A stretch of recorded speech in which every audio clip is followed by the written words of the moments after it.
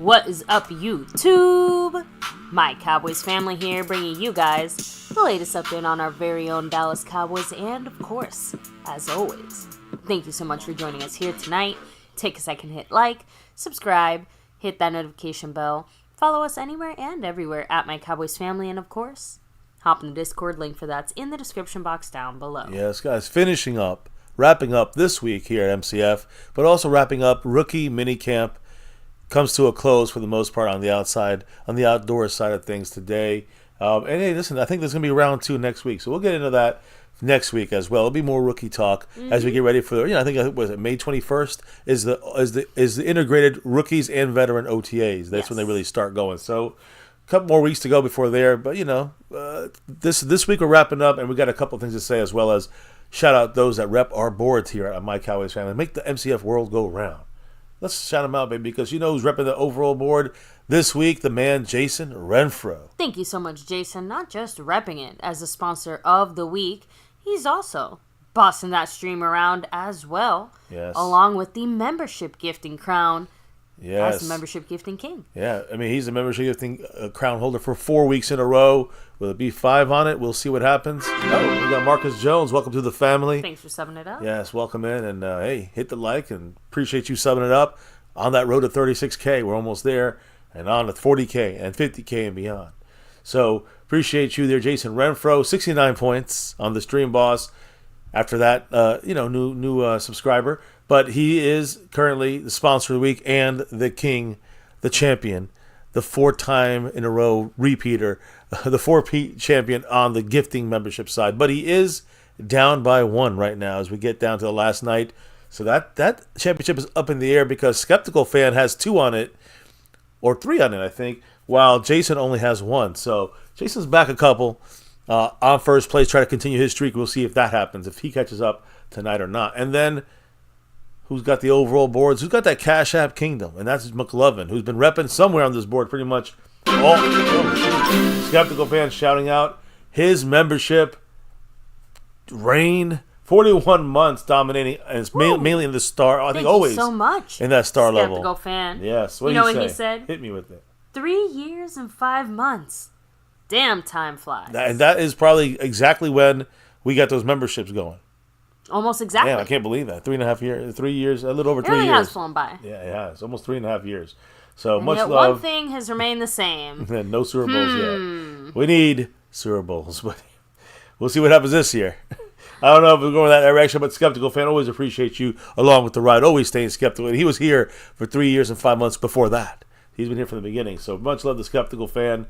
Appreciate you, and appreciate you staying skeptical. But yes, it does fly by. And he's currently in the lead on the gifting board by a couple, 1 or 2 over Jason Renfro, as you see up there. And when you look at the membership, when you look at the Cash App side, McLovin is last week's champion, but this week he's also in first place, not just there, but also on the overall board. Why do I say that? Because we had a little bit of the after dark shenanigans over the weekend, and some fun was dropped there. McLovin with some drops in there, big drops, who takes over first place on the overall board and Cash App side. Marissa Sparkle also a little drop here and there. Tammy Soltis in the membership in the Navy Blue Crew. Sco971 also dropping some love. So appreciate you guys over there big time on the After Dark session. I'm still recuperating from that, from the festivities. But had some fun there. And again, McLovin, he's currently in the lead on the Cash App, trying to go back-to-back like our 90s Cowboys and trying to take over that Sponsor of the Week back to him once again. He's a Dolphin fan, but he's currently in the lead on that side of things. Now, outside of that, there's different ways of dropping the love here. There's a Super Chats. There's membership gifting. You could jump back into membership. Like Traveling Fools in the Navy Blue Crew. Much love to him. Tammy Soltis as well. So appreciate you guys gifting memberships. Different ways to do this thing. But there's also 4 ways. Not only can you affect the overall board, but also the Cash App crown, baby. How are those ways? Explain them. Of course, you have the Cash App money sign My Cowboys Family, the Venmo at My-Cowboys-Family, the regular PayPal link, of course, and last but not least, the Streamlabs link lets your comment show up on screen just like a Super Chat. A lot of different ways to help out the channel, be part of this thing that we do, entertainment-wise on the Almost Nightly here. I also want to shout out the very special top shelf level memberships, like the star level and over everything level memberships. So maybe as we do it on a nightly, who are the fantastic membership kings here? We got to start it off with the man, Skeptical Fan. Staying skeptical. Jason Renfro. Coming for it. Lincoln Kane. LC. Dwayne Broussard. Top dog. Marissa Sparkle. You know it. Choctaw Montana 808. And, of course, the man, the Lunatic. Yeah, extra special shout out to the Lunatic. Why, you ask? Well, boom. Tonight we're going to have the Lunatic's jersey raffle from the draft day, but we're collecting the numbers for the last 2.5 weeks or so since the draft, and since we have the rookie minicamp kind of wrapping up this weekend, we're doing this raffle tonight. And I'm telling you right now, there's 10 people that are in this raffle. That's it, 10, not many. Remember, some of you guys might be thinking, oh, it's from the After Dark. No, it's not.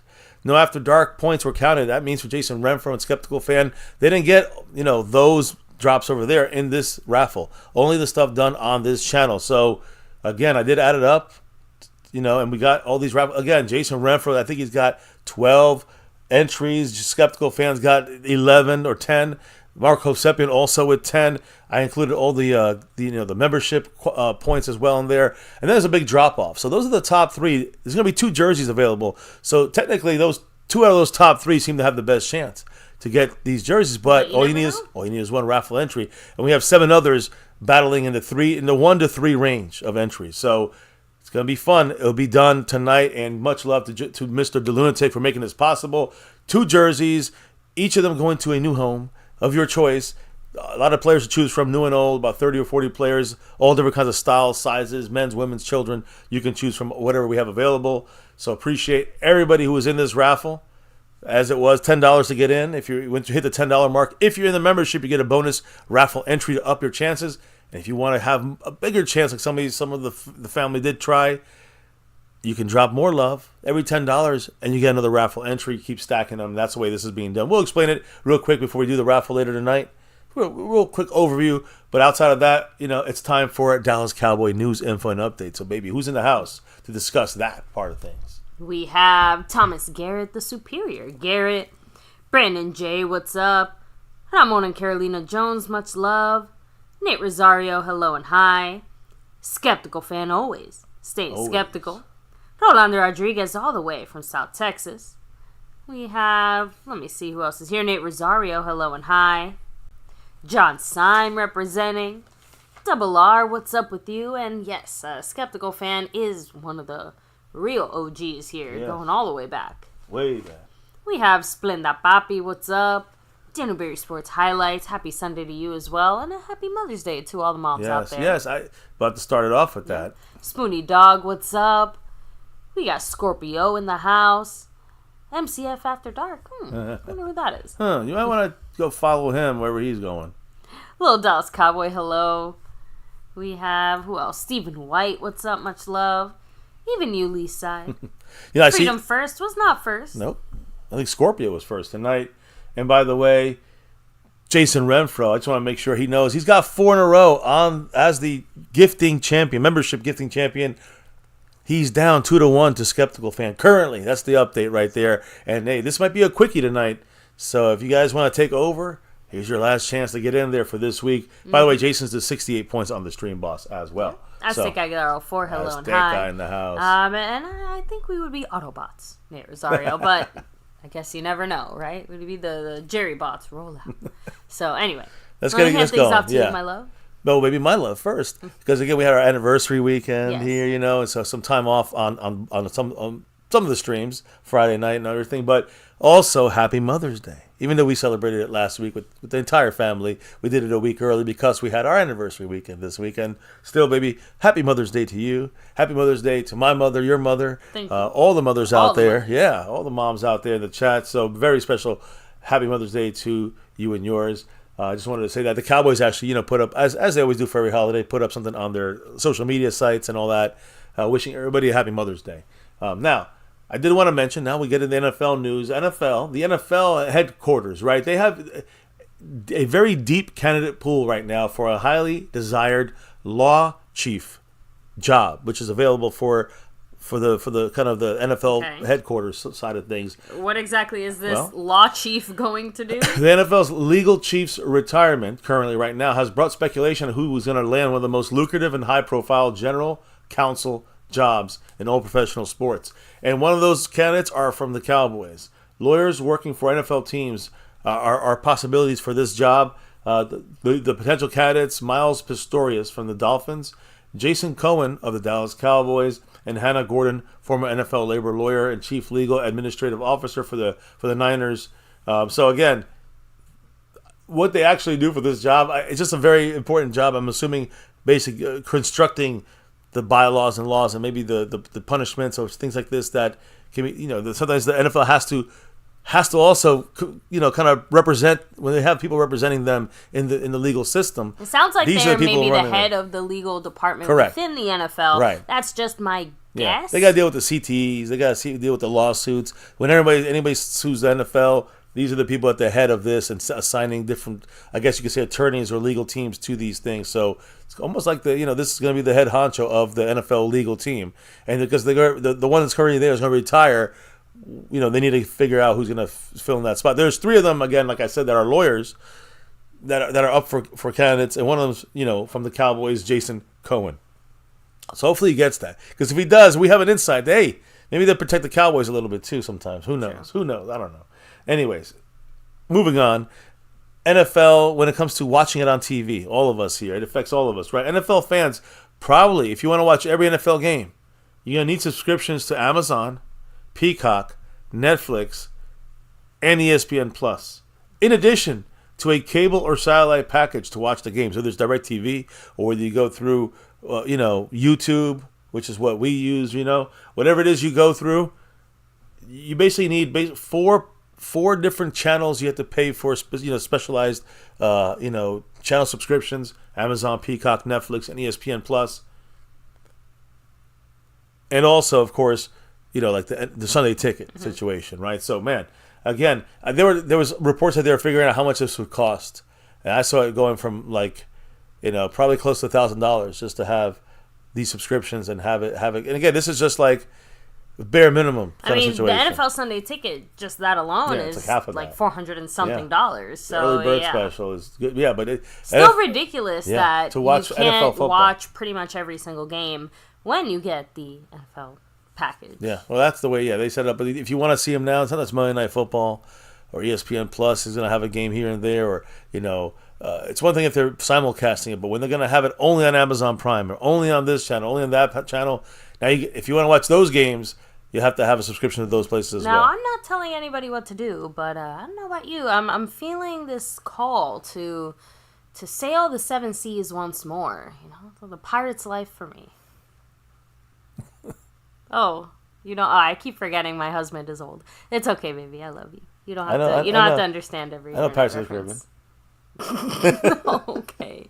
Anyway, gonna be interesting seeing how most people watch a majority of their content when it comes to football. Yeah. I think we always were seeing this for a couple of years coming. Use VPNs, people. Well, we were seeing this coming soon. Coming in recent times that it's all going to be streaming services basically running this thing. So hey, it's all going towards streaming direction now. It's going to be streaming channels that are going to have most of the games will be available, of course, your local area. But then when you want to watch the Cowboys somewhere else or some kind of playoff game, guess what happens?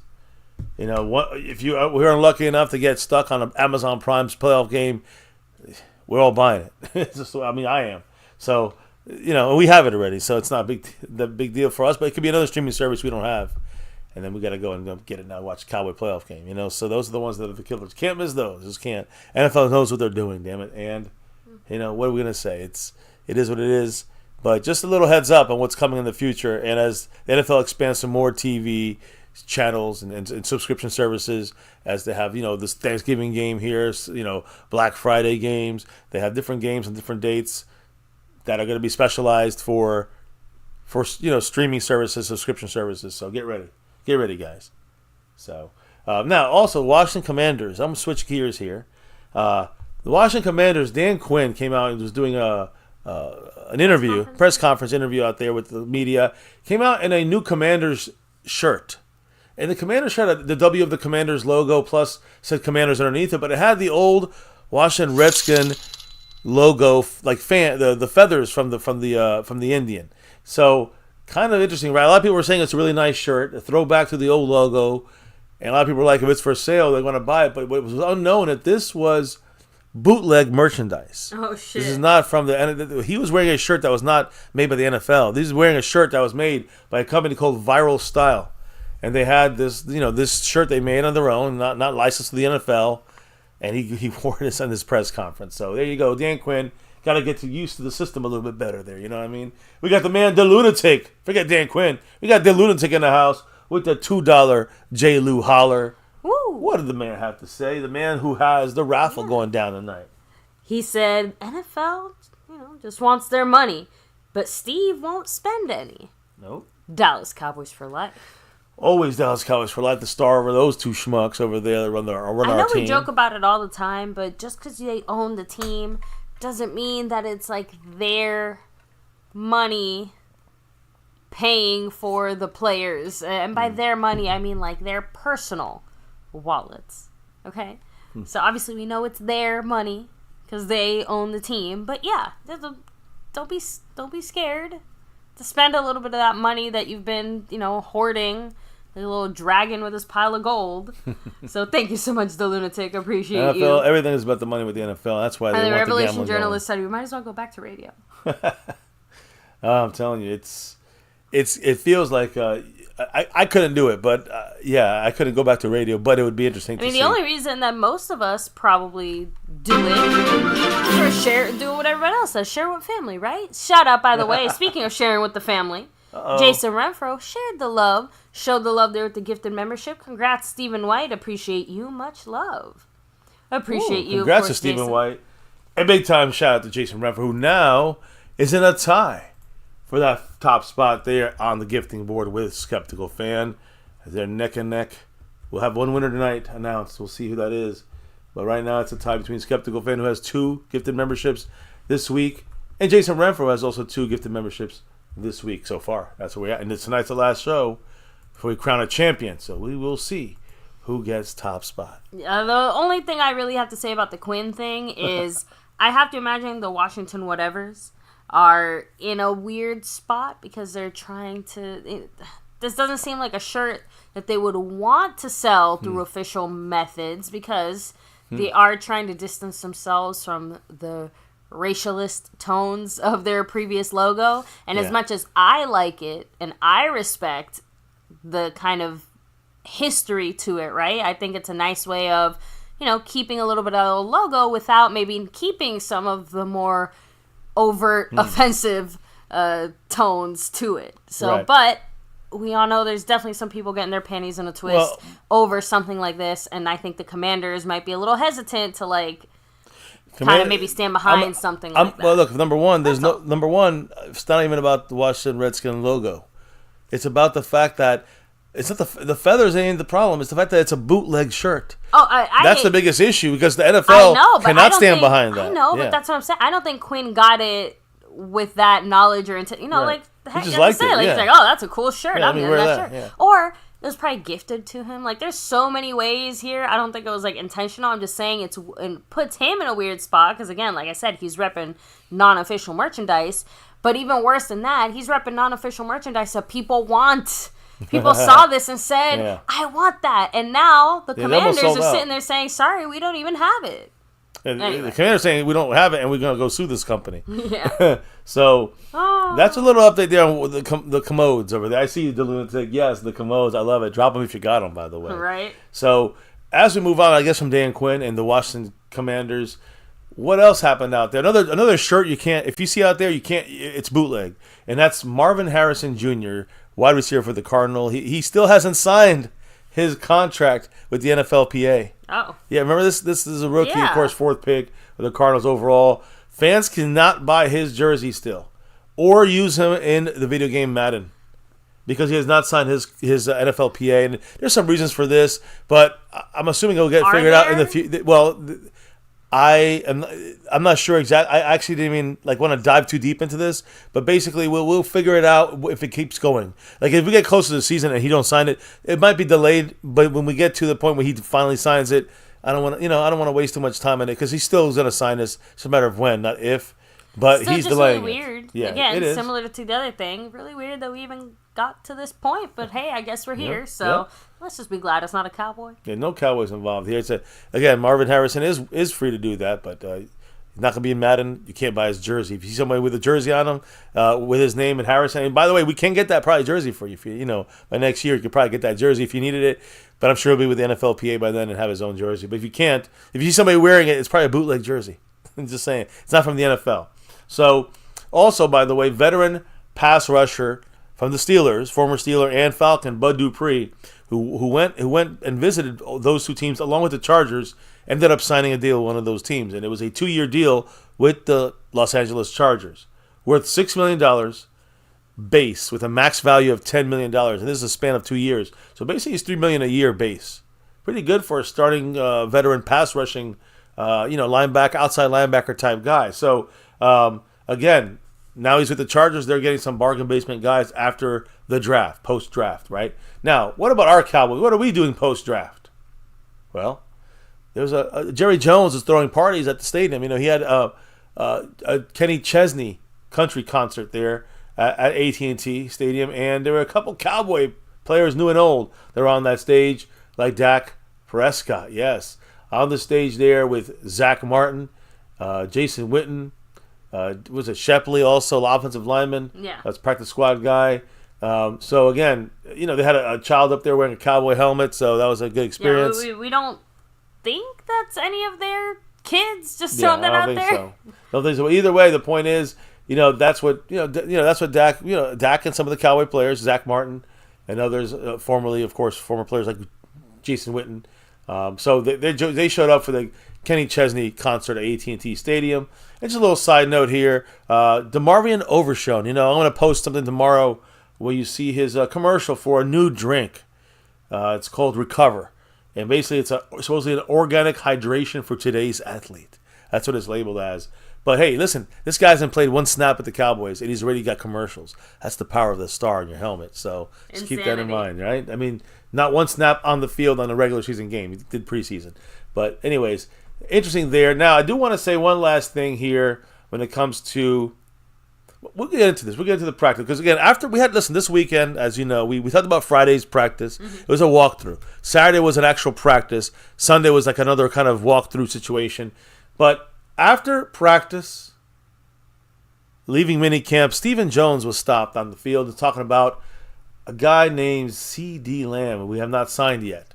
And again, he speaks on this, but before I even get to this point, before we even know what we're going to pay, CeeDee Lamb, and right now, guys, remember CeeDee Lamb's what, like $17.99999 million? It's like $18 million right now on the fifth year option. The most expensive wide receiver rooms in this season so far, number one, San Francisco, $55 million for just the wide receiver room. Seattle is second, 54.7. The Cowboys third, 51.2. The Dolphins 48.8 and the Bears 45.6. The point here is the Dallas Cowboys at 51.2 million, about $3.5 million, $4 million back on the Niners. This is before the CeeDee Lamb deal. But if we get the CeeDee Lamb deal extension done, guess what happens? This year's money goes down about $10 to $13 million.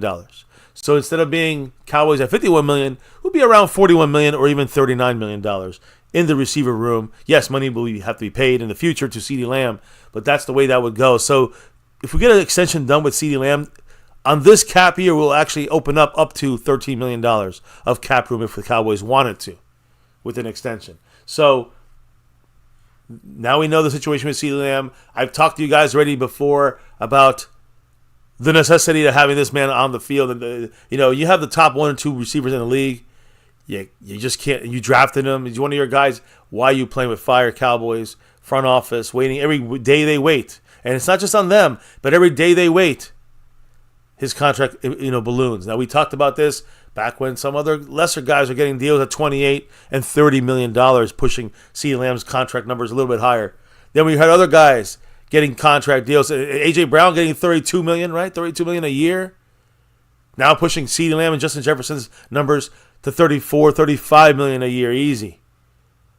And as I said last year, if the Cowboys would have pulled the trigger and got this deal done and overpaid CeeDee Lamb last season, and I was asking he was asking probably for 25, 26, I would have given him $28 million. Signed, sealed, delivered, you got him done. And then this year, now everyone's fighting for the $35 million range per year. Anyways, what's taking so long with this front office? And Stephen Jones did speak when leaving rookie minicamp off the field. Well, and practice. It's our front office. They have to chisel every letter into the stone tablets to keep track of their, money contracts. I'm telling you, while they left the rookie minicamp off the field, there was a reporter or two that were able to get a hold of Stephen Jones.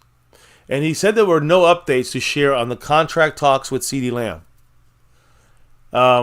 Again, he was asked, would the Cowboys would you guys, the front office, like to have this contract with CeeDee Lamb done before leaving for training camp, leaving for California? And here's what Stephen Jones said, quote, "Those things, there's no way to put a timeline on them. As I told y'all, they got their eyes on other players around the league too. I think these are big contracts, and they usually don't get done in a hurry. But when they get moving, they move rapidly." End quote. Stephen Jones is saying he's watching Justin Jefferson's numbers. I was just about to say, it obviously implies that there's stuff outside of the building that needs to happen before we start looking at what we want to happen inside the building. And, obviously, CeeDee Lamb has no problem waiting it out. We've been saying this is one thing we said about this front office. Like last year, they missed their chance. But this year, CeeDee Lamb's controlling the market here. So, and he can, and he should. I mean, the longer he waits, the more money he makes. They probably got that slogan, over his door when he comes in his home. So I'm just saying, wait it out, be patient, and you'll have a chance to make even more money. Now, it's going to be a pissing contest between Justin Jefferson and CeeDee Lamb and who gets more money. But once one contract goes down, one of these two guys gets signed, the other guy gets signed in a couple days. So I think that's the way Stephen Jones is looking at this. I wish they would have done the deal last year, overpaid a little bit, and you would have had CeeDee Lamb for a steal this year. But they didn't do that. Now you got to pay the price.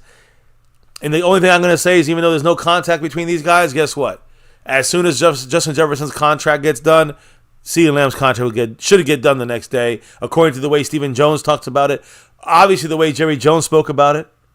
I mean, he said that, we want to wait for some more leaves to fall. Well, they're falling. They're falling fast. So as soon as the dominoes keep going, CeeDee Lamb and Justin Jefferson get signed. Thinks that Dak's deal or extension or whatever we end up doing with him will get done before even CeeDee Lamb's. Yeah, I mean, that's one we'll have to wait and see. It sounds like the Cowboys are more... kind of have Dak's mindset already. They know what they're going to do with deal. It's mainly because of the Justin Jefferson aspect, in the sense it's that Dak's CD. deal can/will get done. It's kind of in its own bubble in a lot of ways, at least at this point. There's a difference, though. There's a difference. You know what the difference is, Tyrone Church? I believe that Dak Prescott's deal, CeeDee Lamb's deal, needs to get done at a certain point, or else he's locked in at that number. Dak's deal could get done in week 13.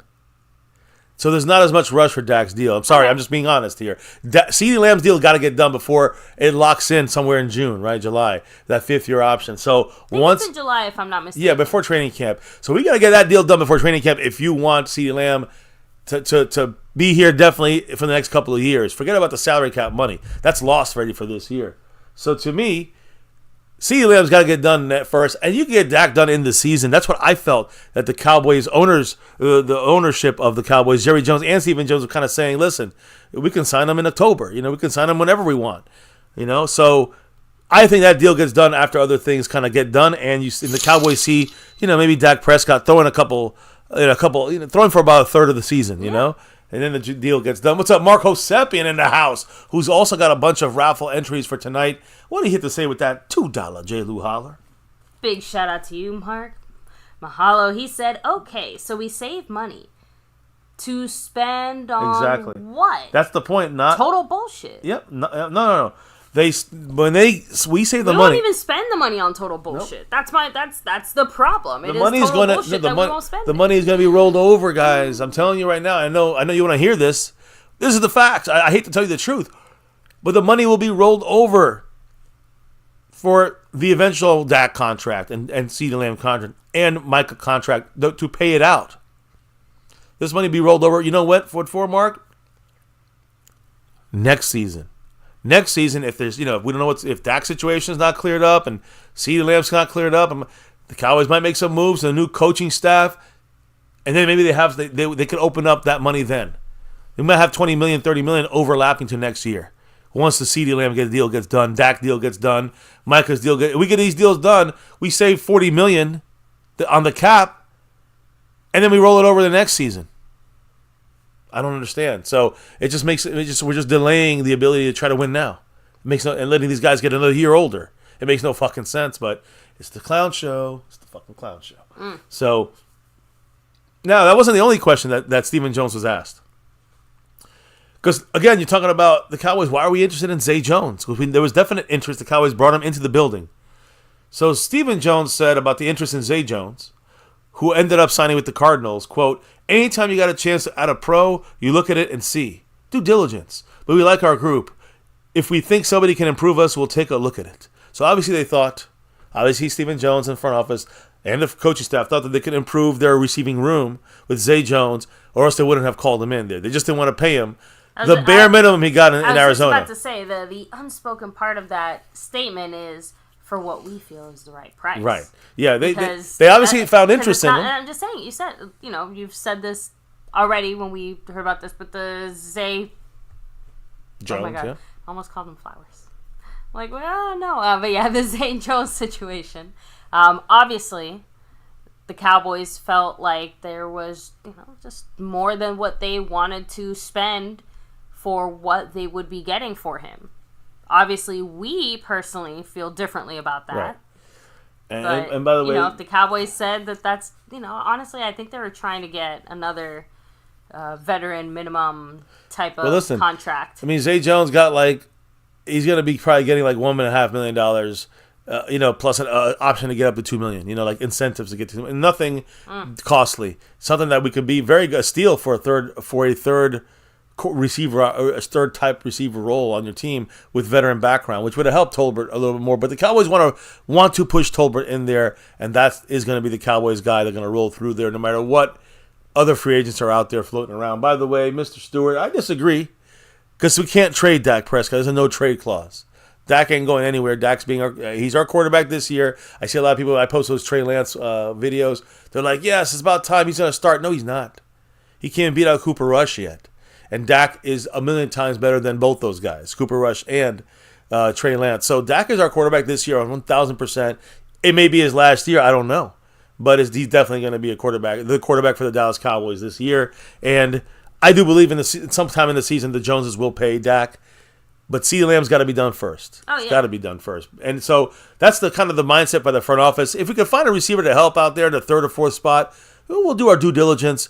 But we're going to give him chicken feed. And then he'll sign somewhere else. That's what's basically going to happen. They like Jalen Tolbert. They're not going to try to delay Jalen Tolbert's progression by adding in there Zay Jones for more than they would ever pay in their mind. So, Mike McCarthy. The Clown Show spoke after the game after the practice for the rookies, and that ended. And I'll get to the practice in a minute and to the rookies. But first, let's hear. We just heard from Stephen Jones on kind of an impromptu kind of CeeDee Lamb discussion on the field. There was another discussion that was just as important, and that was with the head coach, Mike McCarthy. Mike McCarthy, guys, he actually spoke about two major subjects: Ezekiel Elliott and our offensive line and our rookie situation, which we'll lead into in a minute. But baby, I want to know what he said about our newest addition, free agent wise, Ezekiel Elliott. Yeah, because again, Mike McCarthy said that Zeke being back with the Cowboys. I'll just discuss. Zeke. Here's what McCarthy said about Zeke being back. Quote: He walked in and he has been He has that unbelievable smile, and it's just like it's the number one. In ease of him coming here, it's probably he's natural. as far as as natural. I think what he meant to say is just like he never left. Yeah, again, I'm sorry, I'm reading this in parts here, but basically he said number one is probably as natural of a transition you'll ever see. He has a huge personality in the locker room. Felt like he never left. He definitely puts you on guard because he's an old school guy. Some things have changed for him. The protection system is different, so there's going to be a learning curve for Zeke.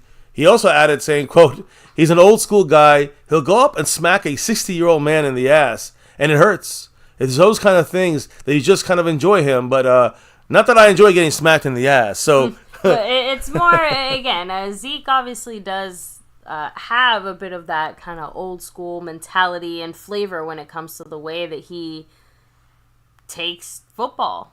Yeah.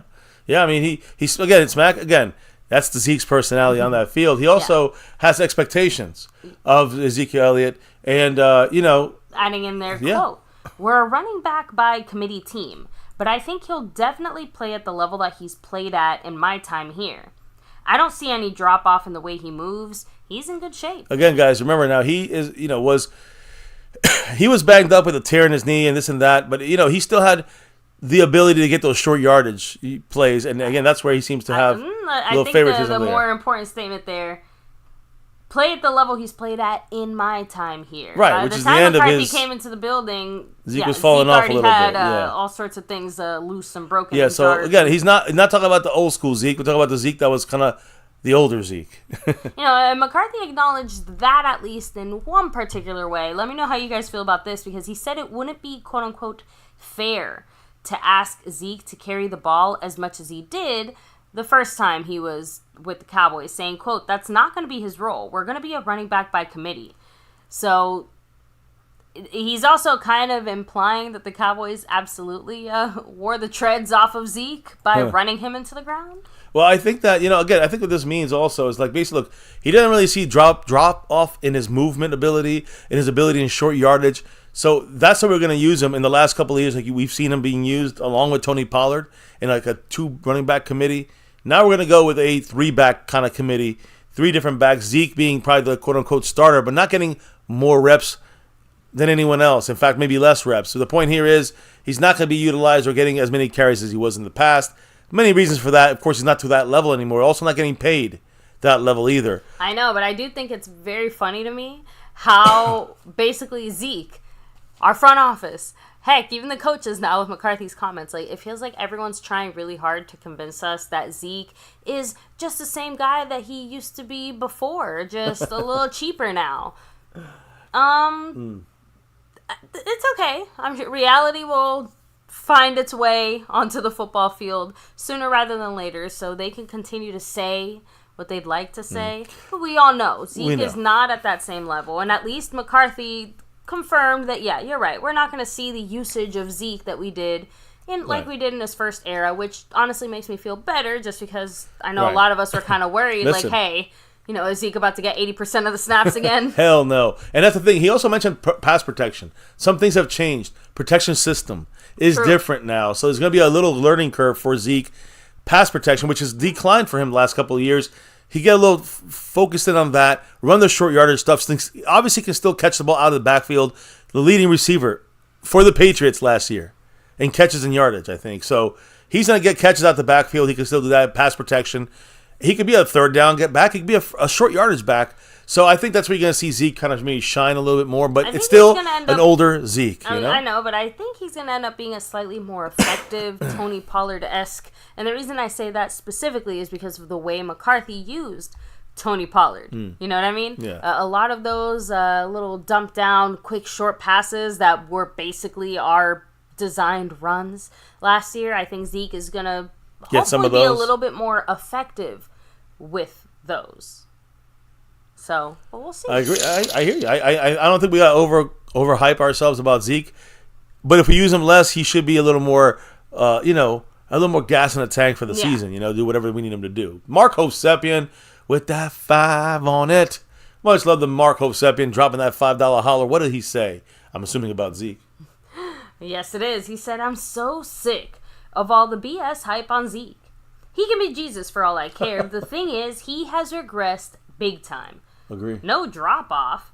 When Zeke's number 1, you've got issues at running back." And I agree 100%. And that's why I said McCarthy made it very clear, though, that he might be the de facto number one, but there's no king in this kingdom anymore. This is a kingdom of principalities. Right, but he is our de facto number one. Committee. Right, but he will be the guy probably getting most of the starts first play, and that's never a good thing. I think for the Cowboys, they got to slow down. It depends how they use him, right? But listen. McCarthy said it's not really a drop off from the 3 years he was here with him, using him.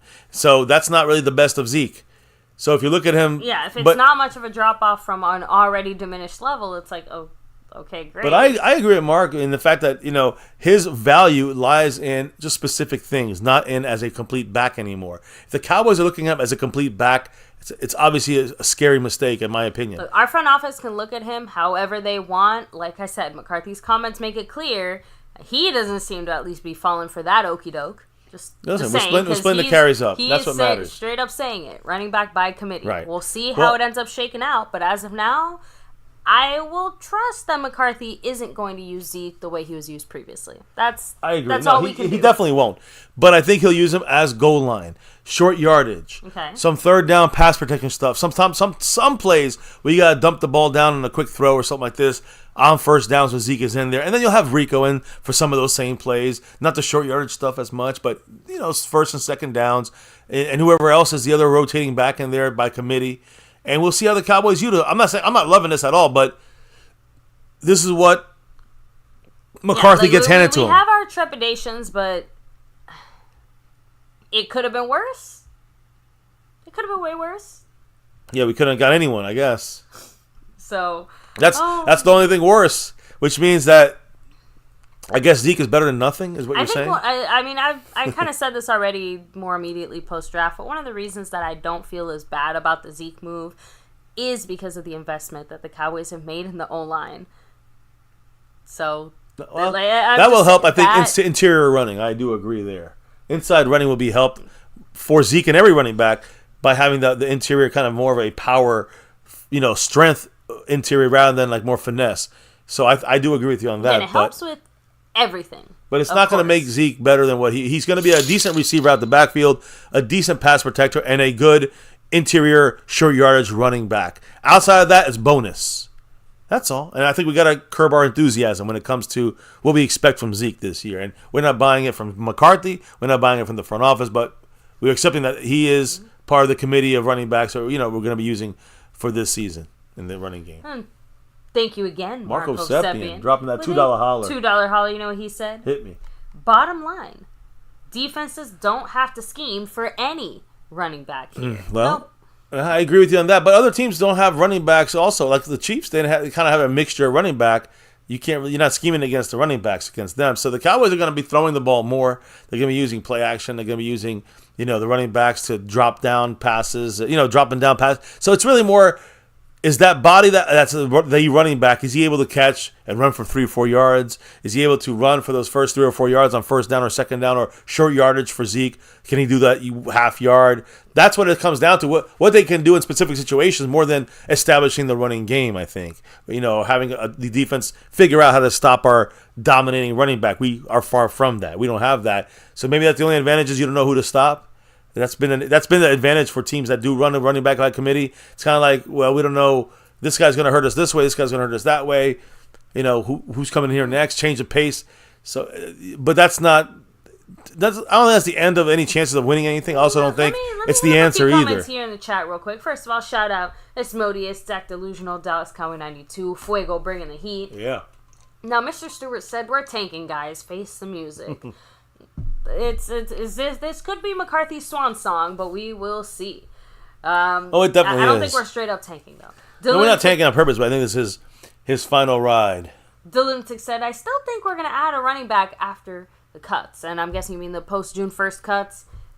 Well, yeah, those June 1st cuts. I think I have the cuts he's talking about is maybe training camp cuts, I think. He's talking about people that get released throughout training camp. Okay. I think he's talking about those cuts more than post-June 1st already done. I kind of figured. That's how I was like, I don't know about that. But yeah, so training camp ones make a little more sense there.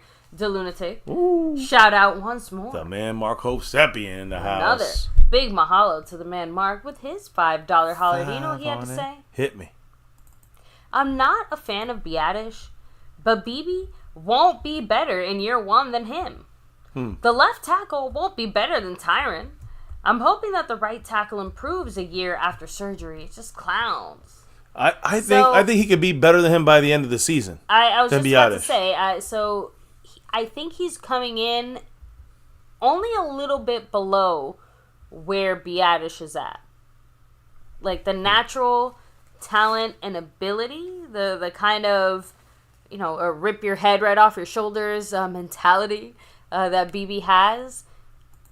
I would not be surprised if by the bye week you were singing a different tune, Mr. Hovsepian, because I actually feel like he's coming in here already at almost at a somewhat similar level. Like, of course, Biadasz does have the actual NFL experience and things like that, but just on a pure, actual physical ability, and it seems like, honestly, football IQ as well, because one thing we've heard consistently about Beebe is that he picks things up very quickly. We've heard that already once or twice, and I know when he mentioned about working out with Manyweather and how similar Manyweather's scheme and the way that he kind of coaches is to Soliari, so he already kind of had a bit of a foot in the door because he's been training with Manyweather. He's been doing that for a year, basically on and off, and of course between practices in Kansas State. But I do want to say that, of course, the left tackle is not going to be better than Tyron Smith. I mean, Tyron Smith is Tyron fucking Smith. Yeah, I agree. That's going to take time, but we knew that once we moved on from Tyron Smith, it was going to be it'll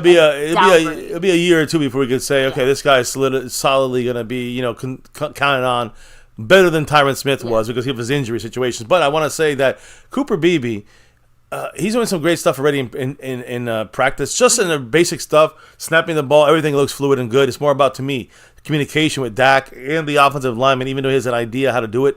To me, it's going to be the main focus of him when he passes Biadasz is when he gets that stuff down. And I think that he can do that by mid-season. It's going to take a little bit. You'll start off a little behind Biadasz, but he'll end the season in front of Biadasz. Yeah. In my humble opinion there, Mr. Marco Sepian. But we'll see. He has to we got to see him snap the ball. And again, run blocking, pass protection, very solid.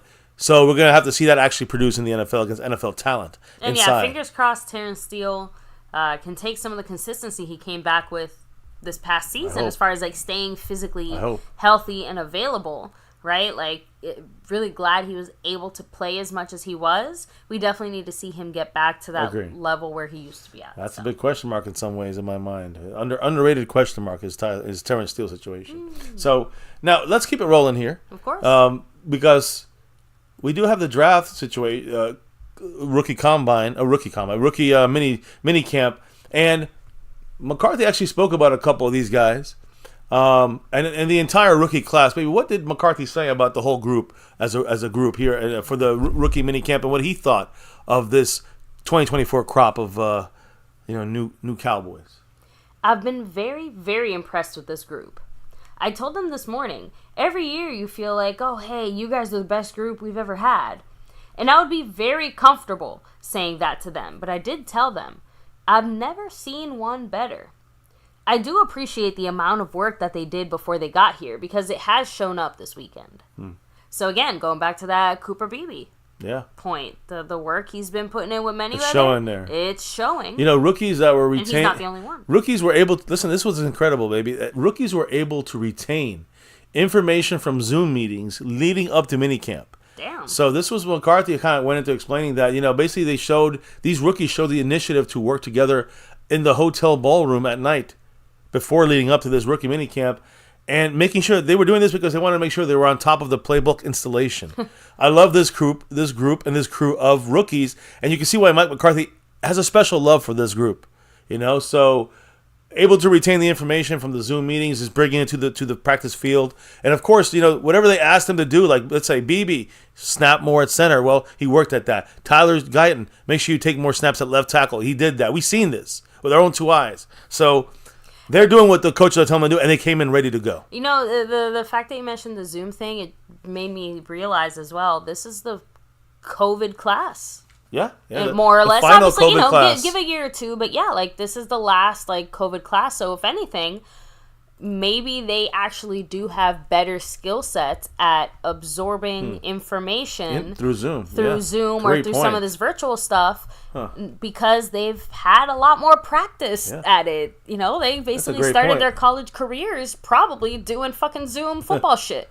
Yeah, you're right. That's 100% accurate. So, and I really only say that because I know for most of us, it probably still is like not necessarily a newer thing or a different thing, but not everyone takes information the same way. So, you got to practice at that too. So I just throwing that out there. Like that, I like the kind of camaraderie between themselves too, though. The fact that they're helping each other. Something McCarthy said, though, specifically, because remember, I said this earlier, I love what we did with the O-line, but you know, McCarthy talks about the O-line saying, quote, "Definitely of all the positions, the O-line is cheated with the offseason structure.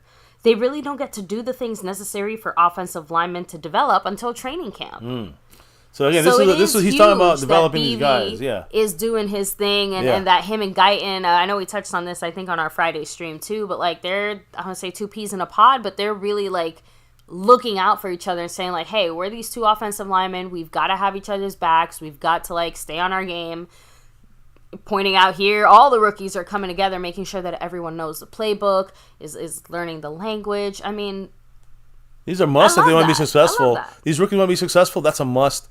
And they're helping each other, which shows you, they really are, not really about, hey, they want to make the team, but they're not like, hey, I want to stab you in the back, or, it's camaraderie, it's just real, and that's good to see from this crop of rookies. Especially after last year's lackluster rookie class, which, by the way, after I shout out Mark Hovsepian's $5 holler, we'll take a little 30-second detour and touch on something really interesting I heard from Brian Broaddus, Jeff Kavanaugh, speaking on Mazi Smith. But shout out to the man. Mark Hovsepian, a big mahalo once more to you. You know what he said? Hit me with it. "The plan is to get a running back that another team is dumping? Jerry Jones wants to semi-tank. There is a huge learning curve to make calls at center and make up 5 years of play." I hear you. I agree 100%. I think it's more the kind of center they wanted. It was not a Biotish, undersized, less power center. I hear you. I think they just wanted to go a different direction at center, and Biotish was not the guy they wanted anymore. They wanted somebody who was more nasty and a guy who was basically more powerful to be able to open up holes inside and be able to pass protect maybe a little more efficiently. Now, there's going to be a learning curve, no doubt, but they're willing to take a half-year learning curve to maybe have him already better than Biotish by the end of the year. I'm also going to throw this out there. When it comes to the center specifically, don't mistake like a positional skill set from a communication issue, because what you're talking about is more, hey, Beebe and Dak need to communicate, get on the same page, get that rhythm going that naturally can only come from snapping the ball to someone hundreds of times over and over again. You know what I mean? Yes. To me, that's not a skill issue. That is a communication issue, where him and Dak will get into that rhythm, which is, again, going back to what McCarthy just said, it sucks that a lot of the stuff that offensive linemen need to practice on, they can't really do till training camp. Yeah. So maybe him and Dak are going to snap the ball to each other throughout at some point in the offseason. You got to figure they're going to be working You hope they're going to meet up and maybe grab a drink, grab a coffee, get a babysitter at this point. I don't care what it is, right? Just don't grab them by the foos. But yeah, I'm hoping that they spend some time together the same way Dak spends time with his receivers. Hey, you have a new center. You have a whole new O-line situation. It seems prudent for Dak to want to talk to them. I'm sure I'm positive he will. Yeah. You're protecting me. Hi, I'm your quarterback. Anyway. John Simon in the house. Woo. Much love to him. He dropped a $10 holler, added another raffle entry. He said, why not? What did the man say? With that $10 holler. Shout out to you, John Simon. He said, "This is the one that wins me a Larry Allen jersey." He is also his 10th super chat on live streams. Oh, so hey. Love. Perfect timing there with the $10 holler and a Cooper Rush. Yeah, Cooper Rush 10 on it. And he is, in this raffle here, I'd say he's, after the top three, him and Choctaw Montana have 3 entries right now. Oh, so there you go. All you need is 1. He's got 3, and we'll see. Again, the stream is almost over. So you guys get your last chance to drop in the love, to try to up your chances or get in this raffle. So here we go. Try to get in. Here's your chance to try to up your chances. Keep stacking them. Now, I don't know if we should. Can I continue here? I wanted to say. Go ahead. Yeah, I know. Hit it up. This is an important topic, but I wanted to say very, very quickly before I forgot the point about Brian Broaddus Kavanaugh and Mazi Smith, because they recently did like a podcast, an interview, something together, and they talked about Mazi Smith and basically talked about the kind of the mental human element of sports. Like, hey, it's really easy to forget, but you are still a human. Things that happen to you mentally affect you and can have an impact on your game and stuff, but basically kind of saying it was a bit of a double-edged sword, implying that Mazi was kind of set up to fail because no one really thought he could do it, even though we drafted him. But that also, I don't want to like throw things out here, but that basically it sounds like Mazi Smith himself just didn't have the mentality to kind of push himself to that level. It sounds like, based off comments they said, and I guess other comments too, that like some of the coaching staff kind of had to yell at him or push him to push himself. You know what I mean? When you can tell a player's only given 70-80% and you kind of get on their case, you know what I mean? So again, that's why I said we are light years ahead of whatever the heck that is, whether it was Mazi or not. Already heading into this draft. So that's what I wanted to point out there specifically. So like these players feel like they're already going into this not with a failing mindset, but with an uplifting mindset. This also, but the way I see it too, it's also football, and they got to be mentally. I know they it takes time, and I know it's the NFL, but they got to be a little more professional and ready. I think mentally strong for this. I'm sorry, but Mazi Smith. Fuego, take it easy. Have a great night. Later, Fuego. Mazi Smith, whatever he needs help. Mentally prepared. I don't give a fuck. This is one of the things the Cowboys knew about him beforehand. They rolled the dice on him. So somebody should have been, motivating him. But the point is that he's a grown man. He needs to freaking, I know he's young. But he's still grown. He needs to kind of, I wish some of these guys pushed themselves. For example, like our rookie class from this year, who are pushing each other, pushing themselves in the hotel lobby, before rookie minicamp. That to me shows more initiative than maybe the entire, we had Schoonmaker out, Overshown got hurt. Mazi didn't push himself, whatever the excuses are. Just saying, like, we had a disaster when you look at that. Compared to this year, these guys are pushing each other, coming in ready ahead of the curve. Tyler Guyton left side ready. At least, coming in there a little bit ahead. Cooper Beebe coming in a little ahead at center.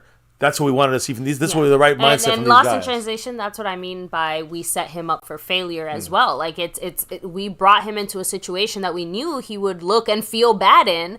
And so why are we sitting here surprised when he's feeling bad about, like, the way he's been playing? You get what I'm trying to say? But it tends to be a bit of a self-fulfilling prophecy. I hear you saying. And you can say whatever. Look, I agree with you. All the greatest players have that strong mentality and stuff like that. But we're talking about a rookie, again, set up for failure at a tough position that already is hard to go in there and make immediate impacts at. All I'm saying is, let's see how it goes. Let me hit up a few more comments here, and then we can keep it rolling with the last few kind of rookie comments and things like that we have to touch on. So, rolling it back a little bit here. Let me see. Drums and Cowboys said, we have too much of a behemoth line not to run. Even an average running back can look good behind Cooper, Beebe, Tyler Smith, Guyton, Martin. The hope. So, if these guys do produce, that's the hope, and I agree that we should see even Zeke or the three-headed monster running back group we're going to have there. They should all look a little bit better and smoother in the running game. I agree. Tech Delusional fan said, Zeke's going to be the MVP of the Super Bowl. Stop deflating his importance. I love that. Drums and Cowboys also throwing in there. This group of rookies are self-motivated. I honestly believe we're in a new era of the youth, especially O-line. McCarthy and Dak might not be part of it, but the rookies can help us get to the Super Bowl. Seabass also saying, if the youth are taking initiative, that's already light years better than previous players who were unwilling to step forward. It's a welcoming change, and it builds camaraderie. So, agreed. The Lunatic also throwing out there, remember Connor Williams? He was our misplaced center attempt, and he went to Miami the next year, and then he was playing at a high level with the Dolphins until he was hurt. So, agreed. Yeah, I mean, we've had quite a few chances to try to make that happen. So, and I know I touched on this already, but Lost in Translation basically said it. Mazi was being asked to do something completely different than what he was doing at Michigan here for the Cowboys, along with all the other changes. What he was brought in for, too. That was the issue. He was brought in not to lose weight and become a 3-tech. He was brought in to be a nose tackle, a 1-tech, and didn't get Lost that in chance. translation said it. I blame leadership for not leading. Yeah. Quinn, front office, they got him what he needed, but we didn't use him right, and that's unfortunate. So yeah, it kind of fell short there. Now we got ourselves another entry into the raffle here. It looks like. Shout out to the man, Mr. Stewart. Ooh, in the house with a $10 Cooper Rush holler. I have to shout out the Cooper Rush there, but thank you, Mr. Stewart. He said, "Hit me." This is the second time that Mazi's talked about his mental issues since his first training camp. Interesting. He's a bust, plain and simple. That scares me. It scares me. Now here's the comment that I didn't want to say because I personally have not, I haven't validated it. I don't know if it's true. I don't want to just throw this out there, but I'll say it because maybe one of you guys here remembers, sparks something in. So apparently Mazi at some point last year said, I am not really into football. I just like to hit people. I remember that, yeah.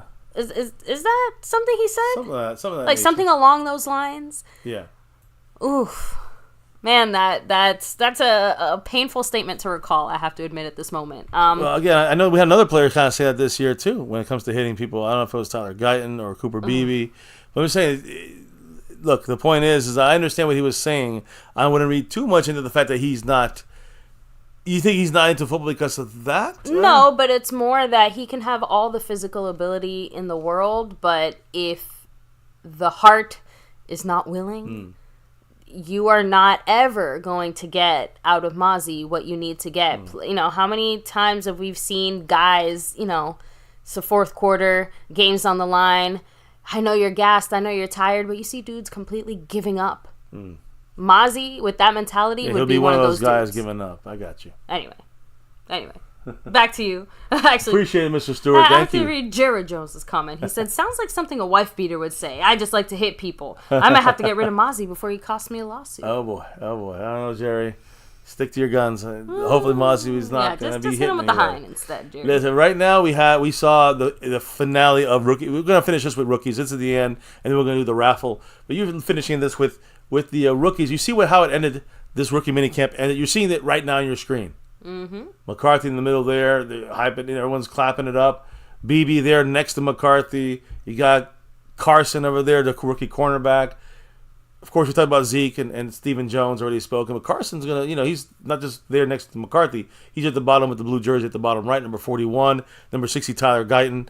So this is the group here, the rookies. There's about 25 rookies in this thing here. And let me just explain how this went down, all right? Because, they did get on that field on Saturday for an actual practice, for not just a walkthrough, not just a little, kind of just checking things out. This is an actual run-through, an actual practice. So when we look at these guys and, throw these numbers here, I guess I could throw the actual entire rookie roster up there, which is everybody who was at this camp. For the first time in their Cowboys career, this 2024 rookie class practiced in helmets. Now, yes, the other day they were just doing a walkthrough, no helmets. This time they were doing their practice in helmets. First time ever. Closing out minicamp. It began 11:15 yesterday. Well, 11:15 was when they kicked off Central Time. So, because there was not enough numbers at minicamp, the Cowboys practiced with only 4 offensive linemen. They're short. They don't have a fifth one. So the Cowboys had Tyler Guyton at left tackle. Left guard was Nathan Thomas, our 7th round pick, our first 7th round pick.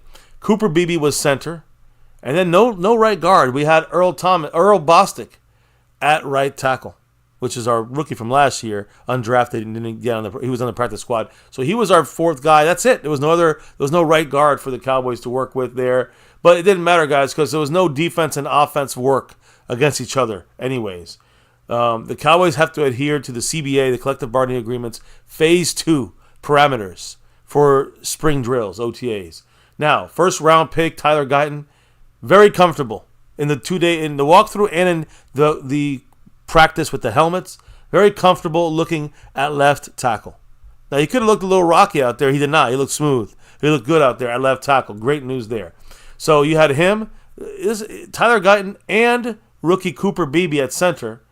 Were both working on keeping their balance when throwing the hand punches, and they were doing this in practice after the actual OTA on the field work. They were doing this kind of after practice. And Cooper Beebe, you have to stay on these two little like bubbles, keep your balance while you're still hitting, and doing the punches that you have to do on defensive lineman's chest. And they were holding up pads for that. So again, Guyton putting in the extra work, Beebe putting in the extra work, and they are looking good out there. Only in their second day as a Cowboy on the field. Offensive line rookie minicamp ended with balanced drills, which was being run by offensive line coach Mike Soliari. Tyler Guyton, Cooper Beebe, Nathan Thomas, and Earl Bostic, the only four guys, they were working that in order. They all four guys stayed out there for extra work. And and again, rookie center, he's the center, Cooper Beebe, after practice also did some more work on balance after minicamp on Saturday. So these rookies are serious about honing their skills, and they seem intent on doing the best they can before they integrate with the veterans on May 21st. On the defensive side, number 41, Kalen Carson was seeking additional instruction and advice from Al Harris and some of the coaching staff there, while wide receiver Ryan Flournoy was doing individual work on the jugs machine, kind of doing that on his own there. But just remember, guys, in this walkthrough and in this practice, there were no competitive drills during this orientation period, so it was impossible to really get an idea of anything about these guys. They just, Tyler Guyton looks smooth, and Cooper Beebe snapping the ball fine, and they're keeping the balance and all that stuff. It's just basic stuff to get them acclimated to the NFL way, which is coming in 2 weeks or a week and a half when it's kind of a done deal. So that's the way the rookie practice ended, guys. The rookie minicamp ended for the weekend. So again, these guys also spoke afterwards. But before we even say who spoke, really quickly, I just want to say, we're looking at the defensive side of the ball.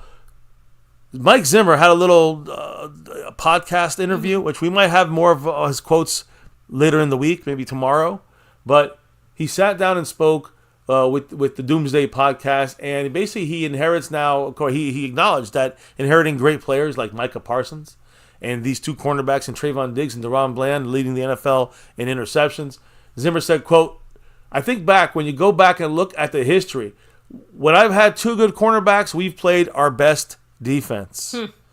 So that's what he's looking at with DaRon Bland. I was going to say, he's already kind of hinting like, hey, I know what to do with this. Yeah, with these, we got Micah blitzing, going in there pass rushing, and DaRon Bland, Trayvon Diggs, top cornerbacks.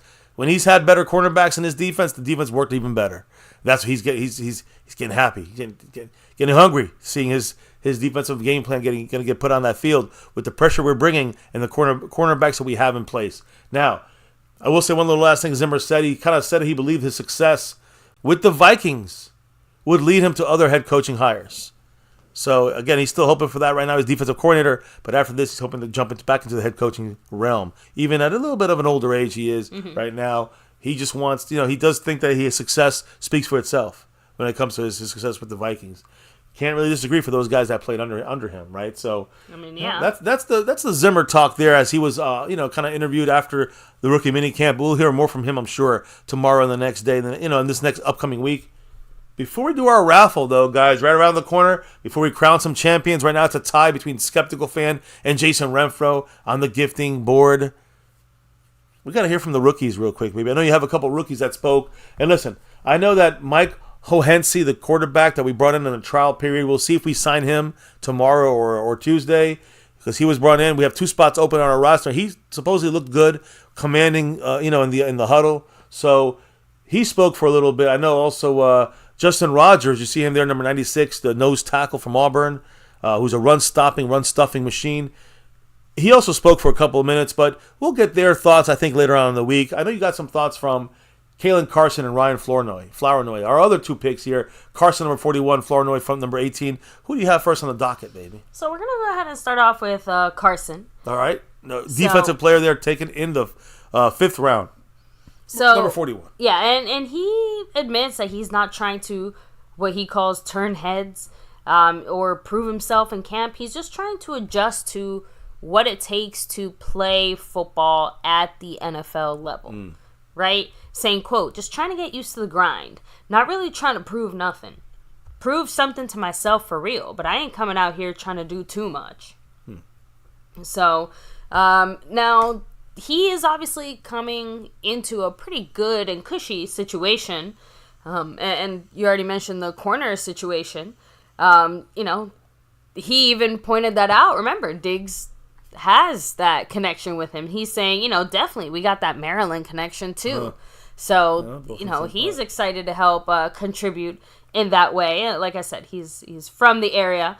And even he's also technically a former receiver, just like Diggs was. So I think he feels a little bit of kinship with him in that way as well. Diggs, Not just like, oh, hey, we're same school and all that stuff. Yeah. So now he also, I have to admit, I like this line, a very physical draft for us this year. Well, because he said sticky. He's the stickiest cornerback in the draft. That's what he said at the draft. He said, quote, "You're not a corner or whatever if you don't like tackling." He also takes great pride in helping to contribute to the run stop, and just the run game in general. So we're going to need him to make some tackles when he's playing again. He's going to start off on special teams, though. Remember that. Now, you're the one who pointed out that his nickname was Seatbelt. Yeah, I said that we had a whole ass back and forth on, where did this name come from? Again, I want to reiterate that he stated in the Combine, before he was drafted by the Cowboys, he's the stickiest coverage corner guy in this draft. And, he stays right on you like, I'm going to say it, flies on shit. So, what did he say that seatbelt meant as his nickname? It was my freshman year in college. My teammate and roommate told me, "Damn, you're always locking somebody up. You're like a seatbelt." He said he's not looking to, commercialize that yet. He's not going to throw that on a t-shirt yet because he says, quote, "I've got to earn that here." I was going to say, please don't start doing that with the Cowboy Hot Boys bullshit. You got to earn that shit. You just can't be that. Well, he's definitely coming into this with the right I like the attitude mindset. From number 41. And as far as his first impressions working with Al Harris, he said, "I've already learned a lot in only 3 days. I can see how they do stuff here and why they catch a lot of interceptions." And then he was asked, "Okay, well, why? Like, what's the secret sauce there?" He said, "Well, it's a secret. I can't tell you that." Our corners really are sticky. They stay on you. They're physical. And, they really, when you have the pressure with good single coverage or man coverage, press coverage kind of defensive corners you can put out there. And that's why we get the interceptions, turnovers, and we're ball hawking out there in the field. We don't have the Byron Joneses now. Yeah, what's the secret? Yeah, Black tar heroin. we have Deron Bland and Trayvon Diggs, ball hawks, along with pressure players like Micah Parsons. So that's the reason. Yes, and that was it from Carson there. Ryan Flournoy. Yes, wide receiver in the 6th round, number 18. What did he say from after today's weekend of practice? So the main thing that kind of stuck out, because other than this, it was just very straight, very basic stuff. But he really admires Jerry Rice because he also comes from a small school. So he feels like, hey, Jerry Rice, he came from a small school. That didn't hold him back. He was still able to do what he did. So, not only is he coming from a small school, he's also a 6th round pick. So he said, quote, "What he did was to motivate me to come from a small school and make an impact. I want to do that for the small school guys who are coming after me. His work ethic and how he approached the game, that's how I want others to see me. So one day I can be compared to Jerry Rice down the road." So, and then he was also asked, how will your athleticism translate, for the Cowboys here in year one? He said, "I want to win a Super Bowl, so I'm going to use all of my abilities." So, he's the, credit where credit's due. He apparently has some extreme athleticism. Again, I don't know what exactly all that implies. Just saying. When we looked at his athletic, his RAS score, it was one of the top scores there receiver-wise. So a very athletic receiver and can high point the ball, physical. He's going to be challenging Jalen Brooks and, for that 4th, 5th spot there on the Cowboy depth chart, in my opinion, in my humble opinion. Like I said, I have to say, this draft class is genuinely impressed me so far. Definitely, they all seem hungry in a way that last year's just didn't have. I see that. I also see the fact that the Cowboys, have this is not like a flashy draft. It is a solid draft. Yeah, look, this, like I've said, this is not a sexy draft at all. if what you're looking for is flash. But man, it is sexy when it comes to the substance, because if you are a real football fan, you know just how important it is to solidify your trenches. Yeah. You know, which is why we wanted to give Mazi Smith the benefit of the doubt last year, because we saw value in the Cowboys actually deviating from their usual picks, right? And actually and targeting a position of need at a high value. Like, I'm just saying, it was a change. We wanted it to be for the positive, for the better. And the aggressiveness of addressing, you know, either the run game offensively or stopping the run defensively, you know, I'm a fan. And I really hope that it ends up panning out the way that all of us are hoping. Still a little worried, still a little concerned. We put a lot of eggs in that draft basket, but it is what it is. So let's see how it goes. So with that said, though, baby, we're going to do our raffle here shortly. I do want to hit a couple last comments here in the chat. Yeah, why don't you go ahead and set up the raffle while I go ahead and hit up the chat, some of these comments. Yeah, hit them up. So, Jason Renfro, yes, Overshown changed his number. He's not 35?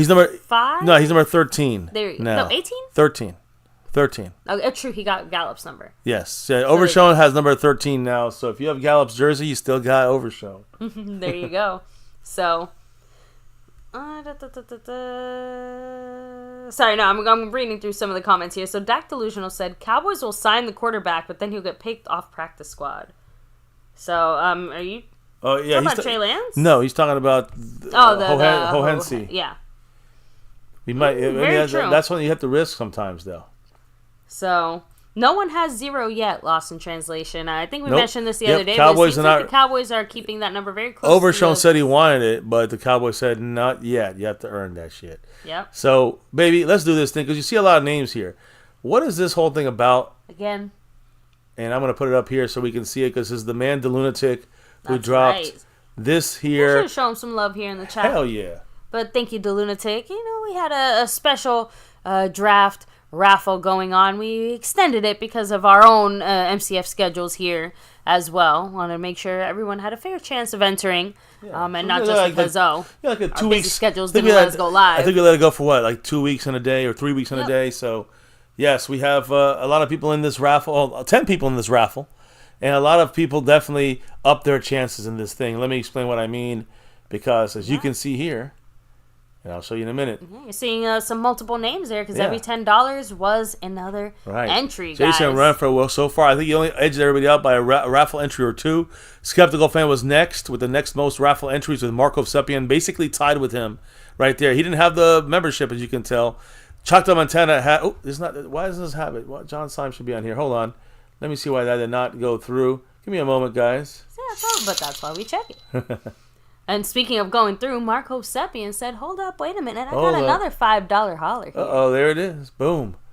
Thank you, Mark. Appreciate you. Yes, what did Mark say with that 5 on it? It's not sexy picks. Far from it.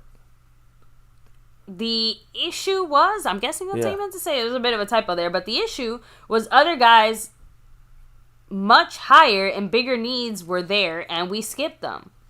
A no-pressure 4th string defensive end in the 2nd round. A 3rd round reach. I agree. I agree with some of the misses. I agree with you. Some of the misses were disappointing, but it is kind of, you know, the Cowboys looked at position and edge as a priority position, in the sense of not a priority, as a premium position, and that is why the Cowboys went with him.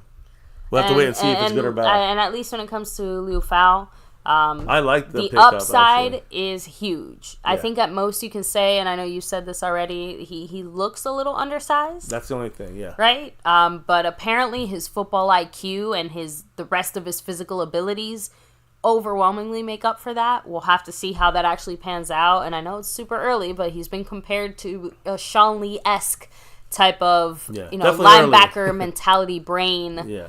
Potentially. What happened there?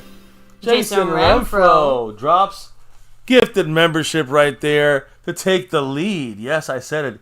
Takes the lead over Skeptical Fan by 1 gifted membership. Wow. Woo. Wow. And congrats, Lost in Translation. Drop them if you got them, the big winner there on that side of things. Let me update the board so everyone knows Jason's in first place. He's got 4 in a row, 4 weeks in a row. Will he get that 5 on it? Right now he's in first place. And if he does hold on to that by the end of the stream, he will have 5 on it. 5 weeks in a row of winning this level of our board. Jason Renfro right now sitting in first place with 3 gifted memberships, 2 skeptical fans, 2 gifted memberships. Ooh. Down to the wire on this one. Much love. Again, congrats, yes, to Lost in Translation, and big thank you to Jason Renfro. But now let's get to. Oh, can I get to it? I do it this way. So let me get back to this, baby. Are we ready? Any other comments before we do this raffle? I'm going to show the names here for a moment, but yeah, let's keep it going here. But yes, thank you, Jason Renfro, for being in the raffle. Yes. And only again, name I can see as of now, so I don't want to. Yes. Jason Renfro in the raffle here, of course, with the most raffle entries. Next, right after him, a skeptical fan. You can see the asterisk, as you can see there, is the asterisk is the that's membership. The bonus membership entry. Yeah, that's the membership entry. Marco Seppian with the next amount there. And then John Syme, Choctaw Montana, 808. Calvin Richard with 2. Cav 52 with 2. Dwayne Broussard with 2. Zachary Carrasco with 1. Jacob Vasquez with 1. And Mr. Stewart with 1. Here we go. There's going to be 2 winners. Yes. Good luck to all. Let's go Cowboys. Winner number 1. Here's a little drum roll. Let's see who gets the first jersey. Skeptical fan. You know what he's doing? He's always staying skeptical. Woo. Much love to him. He had the second most raffle entries. Much love to Skeptical fan. If he comes up again, you cannot win it. Remember that. So we'll see who wins the next one. Here it comes. Drum roll, please. The winner is Choctaw Montana 808 with another one.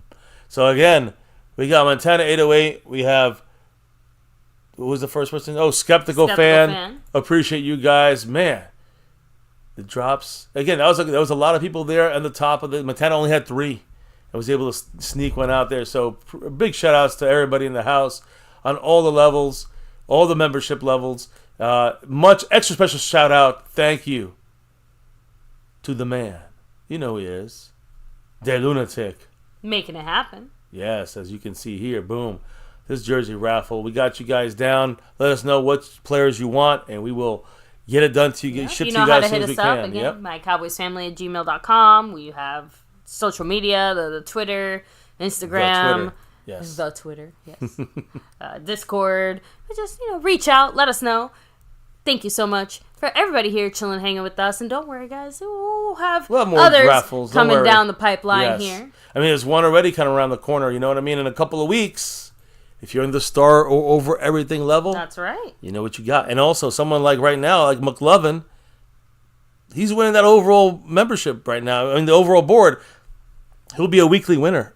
And he'll be in, getting, I think Jason Renfro won it last week.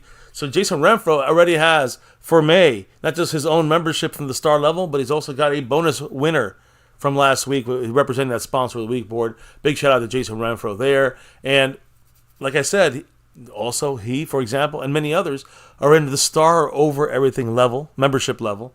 And you will be in our monthly jersey raffle. Same situation. Another, same situation as these raffles here, guys. And the weekly winners get a bonus entry. So it looks like this week's weekly winner is the man McLovin, who takes it home once again. Sponsor of the week was Jason Renfro. Gives the trophy over to Mr.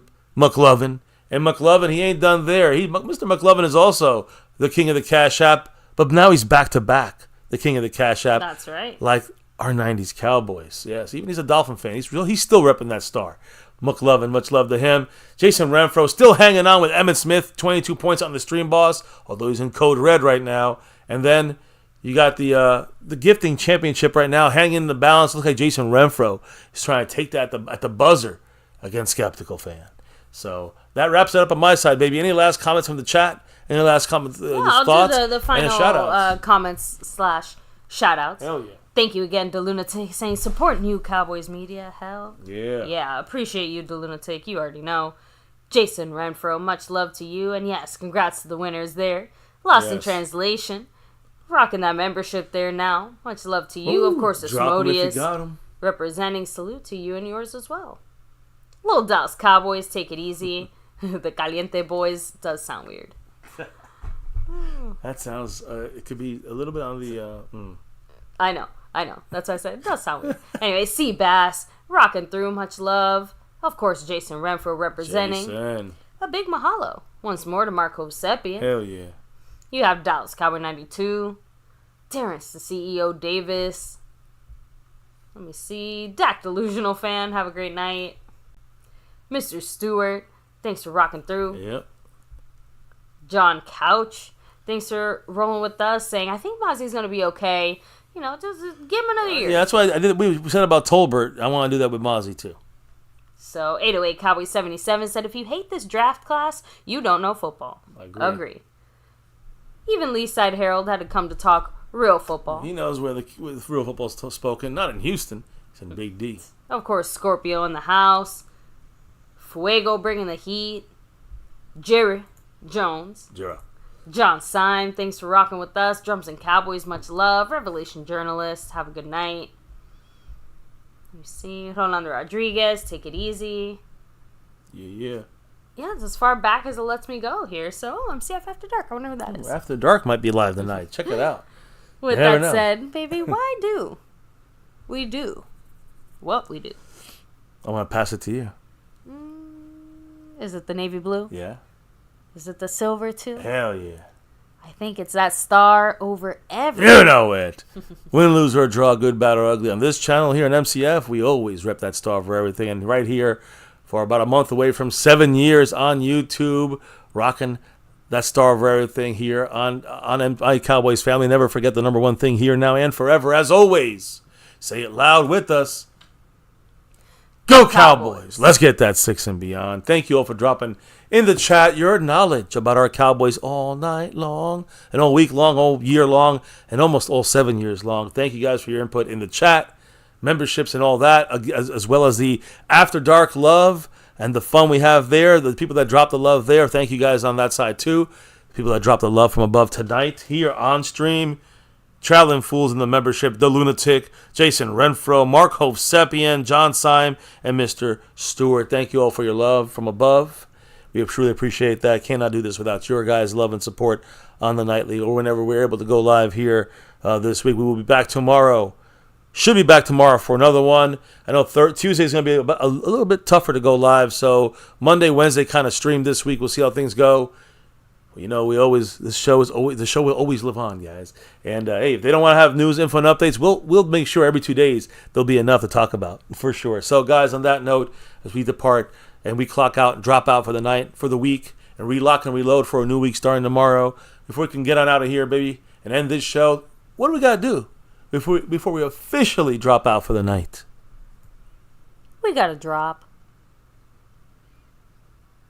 the beat. Oh, yeah. Beat's been dropped. It is a wrap here on My Cowboys Family. I truly appreciate your guys' input and thoughts on all of the news, info, and updates. And rookie minicamp coming to a close here at another wrap-up type of show right here with us on another MCF Cowboys Chat, baby. You know how we do this. Yes, Zeke, we know Mike McCarthy thinks he's right back to where he was. We heard some of the rookies speak after rookie minicamp. Stephen Jones spoke about CeeDee Lamb and how can't control CeeDee's watching other contracts getting done and waiting it out. We heard about this and so much more, so hey, check it out. If you're watching this in the replay, make sure you don't only hit all the likes and all that stuff, but make sure you guys comment down below as well. We'll try to read them, give you a thumbs up or a heart, depending on what you're saying. Here in MCF, it's about that navy blue, silver 2, and star over everything. Never, ever forget the number one thing right here on My Cowboys Family. You guys in the house, make it go. Thank you all for rocking the spot. And don't forget to hit that like button for the stream. Keep subscribing to the channel, growing it to 36,000, 40,000, and beyond. Family members, appreciate you guys. Hit your notification bell to all videos so you know exactly when we're going to go live on pretty much the nightly. We have shorts videos out there as well. Follow us on all social media, Twitter, X, at My Cowboys Family. We got the Discord, jump in that as well. And hey, we'll see you back here for another one starting tomorrow, a new week right here in MCF. Guys, see you after dark. If you're there, peace out. Stay safe and never, ever forget, go Cowboys!